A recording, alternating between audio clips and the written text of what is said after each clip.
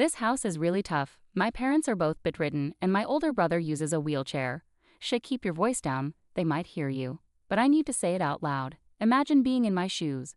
I come home tired from work every day, only to find a house full of sick people. It's really sad. Lately, when my husband gets home, he starts complaining right away. I'm scared his complaints will wake my in-laws and Bill, who are sleeping in the other rooms. But Brian, you just lie down and ask about dinner and a shower. You never check on your family. I've been saying this. I'm exhausted from work and can't handle everything alone. If you won't help, you can't complain. Wait, are you misunderstanding something here? Misunderstand what? Taking care of the house is your job, isn't it? Who do you think pays the bills here? Don't act like you're better than me. You couldn't survive without me. My name is Rachel and I'm 32 years old. I've been married for 6 years. I lost my parents in a car accident when I was in elementary school and grew up in foster care until I finished high school. After that, I found a job at a factory that makes electronic parts, which is part of a big company that makes electrical equipment.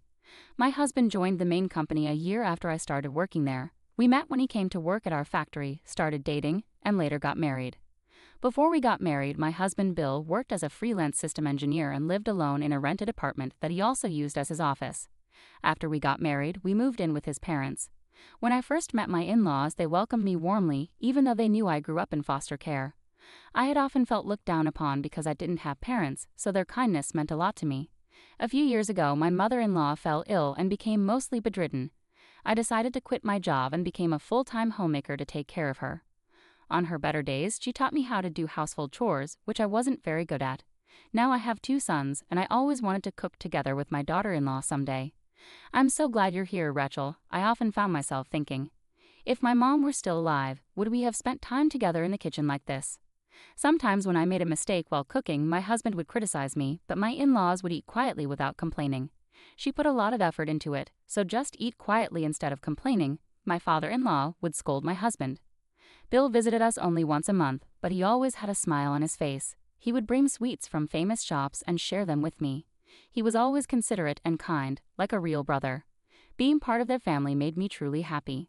However, 3 years ago, when my father-in-law retired, my mother-in-law got pneumonia and became mostly bedridden. She had been looking forward to traveling with her husband after his retirement, so it was devastating for her. I did everything I could to cheer her up. My father-in-law, now retired, took an active role in caring for her. Bill also came over to help out, and slowly but surely, her smile returned. The next year, my father-in-law also fell ill. He spent about 2 months in the hospital, and like my mother-in-law, became mostly bedridden.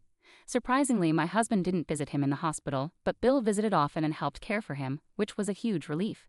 Taking care of his father without complaint is only natural, Bill would say to me. On the other hand, my husband hasn't been helping with my mother-in-law's care at all, not even when I'm at the hospital.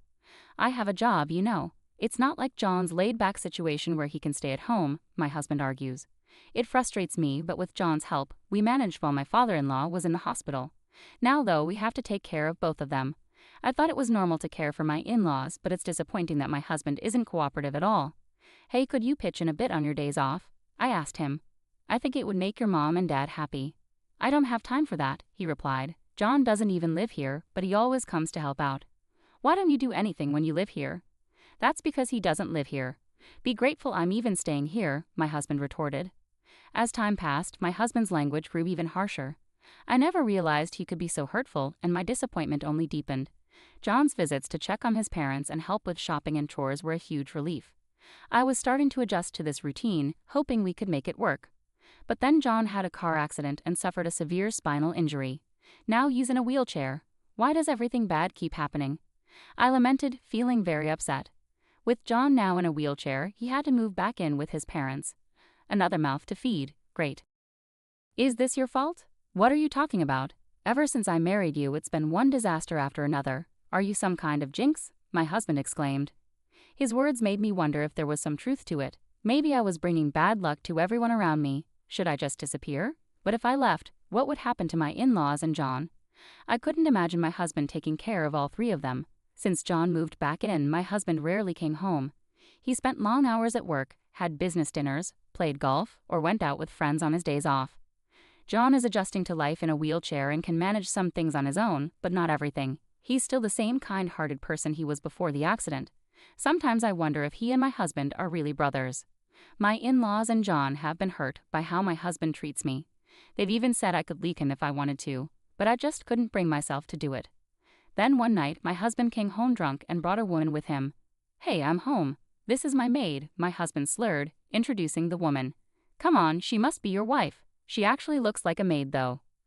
"Who are you?" "I'm Brian's girlfriend. He said he wanted to show me what his wife looks like, so here I am." "I didn't expect such an old lady, though," the woman said arrogantly. "What's your problem coming to my house? Chill out. I'd brought Brian home because he's drunk. You could at least thank me," my husband slurred in response. "Don't act so superior, maid," he added before passing out. "Don't sleep here, Brian," she said, trying to wake him up. "Oh well, I can't help it. I'll leave him to you," she shrugged and left. I was on the verge of tears, staring at my drunken husband snoring in the hallway. I wish I were just a maid. At least then I wouldn't feel so embarrassed. I could keep things professional. The next morning, I confronted my husband about bringing a woman home. "What's the big deal?" "I'm hungover this early in the morning, you know." "The woman who came back with you yesterday said she was your girlfriend." "She said that, huh? Is it true?" "Yeah, it is," my husband smirked, showing no remorse. I felt my heart grow cold as he admitted his affair so casually. "So you've been cheating?" "Well, I guess you could say that, but you're not even a woman to me anymore." "What do you mean?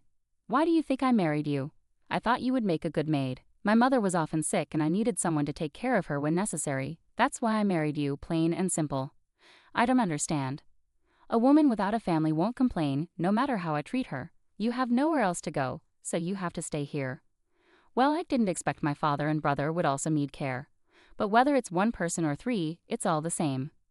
As my husband laughed and joked about it, I felt my strength draining away. Had he always seen me this way? The realization that he married me for these reasons brought tears to my eyes. Seeing my distress, my husband laughed again. "I'll leave you here, so make sure you take good care of them and don't complain about whatever I do outside. You don't have the right to do that. You're just a housekeeper and a caregiver," my husband declared. I was too exhausted to argue further, and leaving wasn't an option either. Like my husband pointed out, I had nowhere else to go and no one else to rely on. But more than anything, I couldn't bear to abandon my in-laws and Bill, who had shown me such kindness. They had given me a sense of belonging and warmth that I had never known before. How could I possibly leave them behind? If I divorce my husband, I'll become a stranger to them. They're the only family I have, and I can't let go of that feeling, I thought to myself. Seeing that I couldn't argue back, my husband grew even more audacious. He didn't hesitate to use foul language in front of my in-laws and Bill.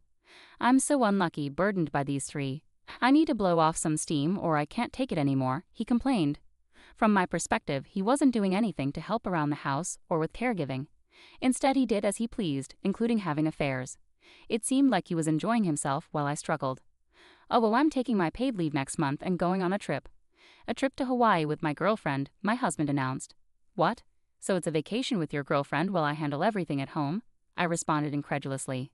"You're technically my wife, but you're not my main woman. You're just a caregiver, so this isn't an affair trip." "It's a trip with my main woman," he explained casually. I was left speechless by his brazen declaration. There was no use arguing with him anymore, and honestly, I didn't have the energy to argue or even feel angry anymore. I see. Do as you wish," I replied quietly. His announcement about going on a trip with his girlfriend didn't stir a hint of jealousy in me. It made me realize once again that I had no feelings left for my husband. The only reason I stayed was for my in-laws and Bill. I couldn't bear to leave them behind. That was all that mattered to me. My husband proudly shared his plans for a trip with his mistress with his family. But my in-laws and Bill looked at him with cold eyes. So the following month, my husband left on his affair trip, full of excitement. "You take care of the three of them without any trouble. That's all you're good for," he told me before leaving.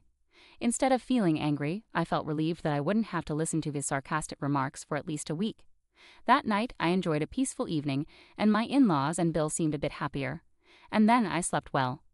The next morning, I woke up late and rushed downstairs. Oh no, I overslept. You must all be hungry.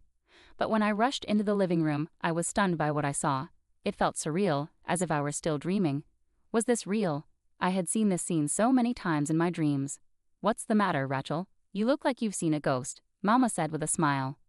"I think I need to wake up properly," I mumbled, turning to go back to my bedroom. "You're definitely awake, Rachel. This isn't a dream. We're in the middle of a strategy meeting," Mama reassured me.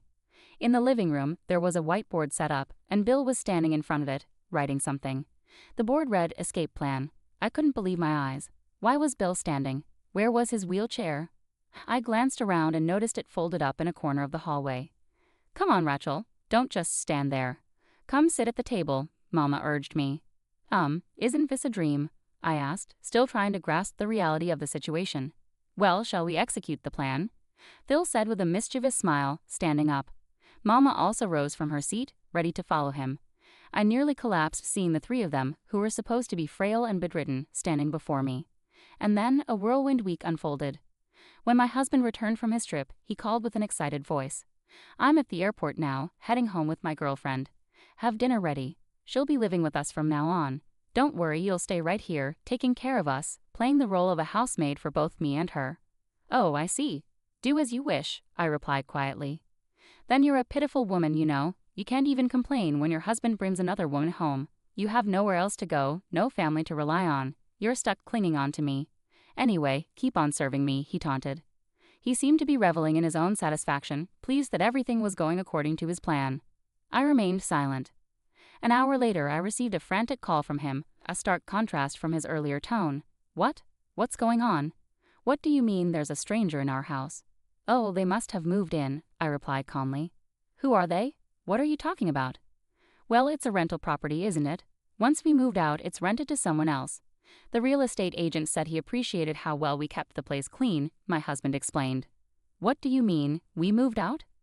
Our home was a rented single-family house we moved into when we got married. It was meant for us and my in-laws, with Phil covering the rent, I clarified.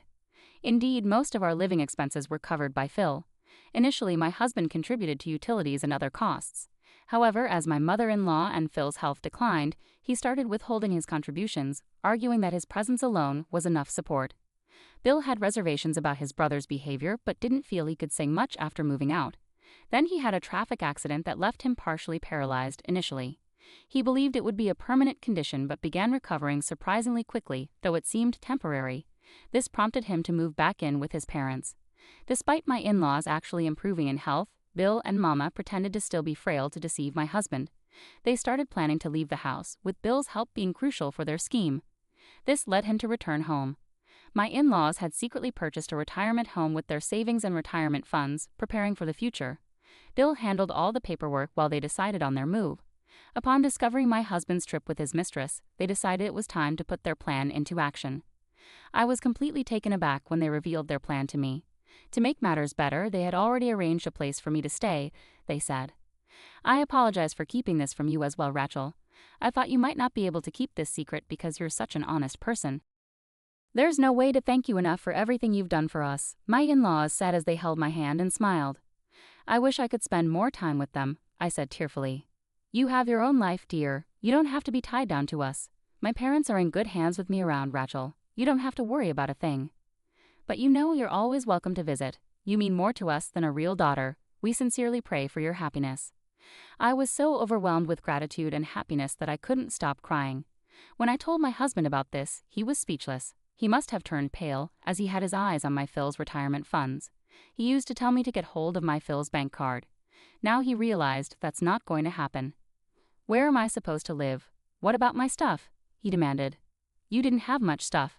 The furniture and appliances belonged to my Phil. Your parents sold your belongings, including expensive bags and watches, and gave me the money as a down payment for alimony, I explained. Down payment for what? He asked, bewildered. It's alimony for all the verbal abuse you've subjected me to. And I'll also claim additional alimony for your affair, I asserted. What? I'm not paying alimony to a caregiver, he retorted. It doesn't matter what you say. Legally, I was your wife, so I have the right to claim alimony from both you and your mistress, I replied firmly. Well, that settles it, he muttered, defeated. Wait, where are you now? Let's meet and talk, he pleaded. No way, I never want to see your face again, and I'm not telling you where I am, I replied firmly. No way. I'll send the divorce papers and alimony claim to your office, I stated resolutely. After that, he made numerous attempts to contact me, but I blocked him. Despite his reluctance to proceed with the divorce, Bill hired a lawyer, and we managed to finalize it. I received a lump sum payment for alimony. As it turned out, the woman he cheated with was married to his friend, and her furious husband confronted him at his office, exposing everything. This led to my husband losing his job. The woman was also kicked out of her house after her affair with my husband was discovered before their trip together. Initially, my husband had planned for them to return home together, but their relationship fell apart. Unable to secure a new job, he now struggles with debts from his past lavish spending and alimony payments, juggling multiple part-time jobs to make ends meet. He asked my Bill for help, but of course, he refused and brushed it off with a laugh. Later on, I found a new job thanks to a referral from Phil, and I'm truly enjoying my work every day. I still regularly meet with my in-laws, who treat me like their own daughter. I always eagerly anticipate our time together. Additionally, Bill has found happiness with a wonderful woman whom he's marrying. She's incredibly kind, and they make a perfect pair. I was deeply moved when Bill invited me to their wedding. When he said, "I would be honored if you could attend as my sister," I couldn't hold back my tears. I'm hopeful that I can maintain this wonderful relationship with my in-laws and Bill for years to come.